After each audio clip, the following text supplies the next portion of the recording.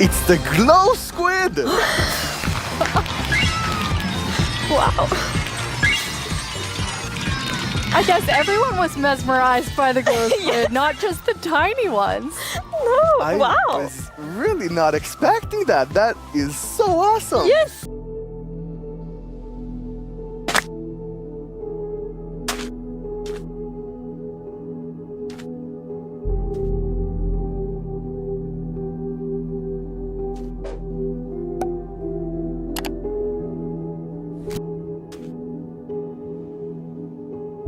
So it's kind of this like platforming block that allows you to just, continue platforming over and over again, which I hope is really exciting for, content creators making maps. Yeah, you can build like your own platforming levels and then they will repair themselves. That's kind of neat.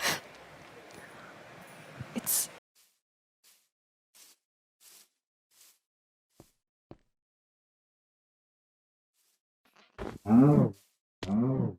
As you can see here, I mean, this is drastically different to what caves used to look like. And there's definitely still the old style of caves, but we wanted to make sure that there was much more variety in the sort of caves and the shapes and the sizes you could get. And even here, you can see that there's some water underground. Yes, so we actually added something we call local water levels. So in one cave might find like a cave lake and another cave might not have that one.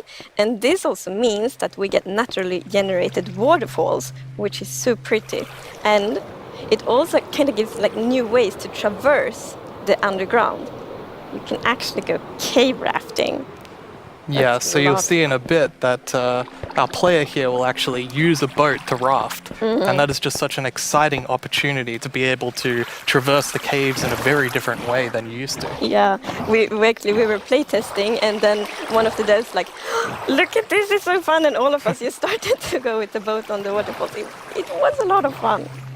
We can actually see that it's basically this growth, and this is called the Sculk blocks.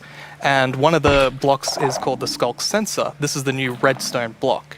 As you can see, when you place or destroy a block, or if you have footsteps, it'll actually detect the vibrations around and then emit a redstone signal.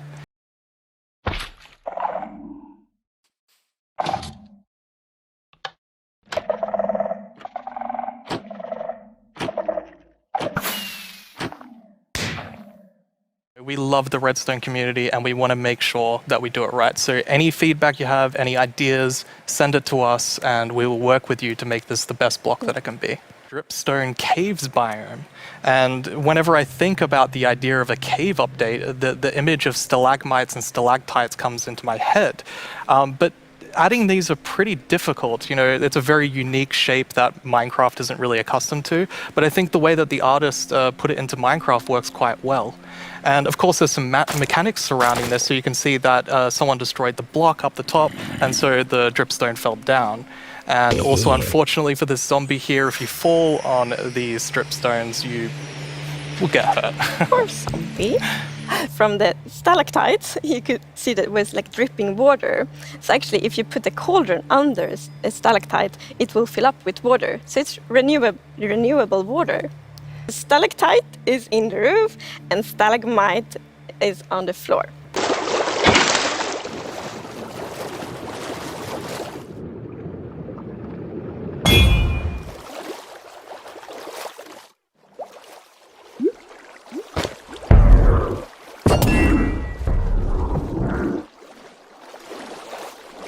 And this is a very scary mob. And it lives in the deepest of the underground, in the deep dark. And this is a very dark place. And the cool thing is that this mob is very well adapted to the environment. So it can't see anything. So it's the first blind mob in Minecraft. And that's very interesting because it gives such interesting mechanics. So instead, it will react to vibrations, just like the Sculk sensor block.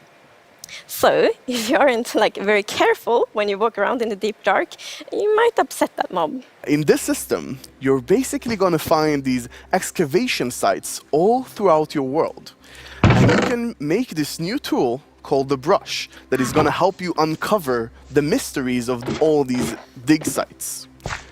So you come to one of these ancient structures and you can sort of use the brush to clear away some of the rubble that may have collapsed in those structures.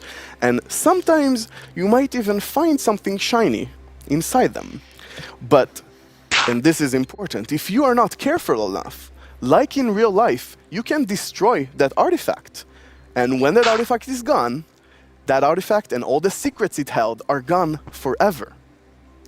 But if you're careful enough, if you take your time and you're deliberate, you can get some of those hidden artifacts. And for example, here we got a ceramic shard, which is basically how whoever lived here used to tell and pass on their stories. Here we see an exhibition that someone built for this, where he can compare all the different clues he finds, right, and try to preserve whatever was down here, and he can compare what we found with whatever new thing, and sort of try to connect the pieces, right? And here we see those pieces connected in a clay pot, actually trying to reconstruct them back. And you can create that however you like. You can create your own stories or try to guess how those pieces used to connect. Yeah. It's also so fun to be very creative with these new pots, because you can put the shards in any way you want.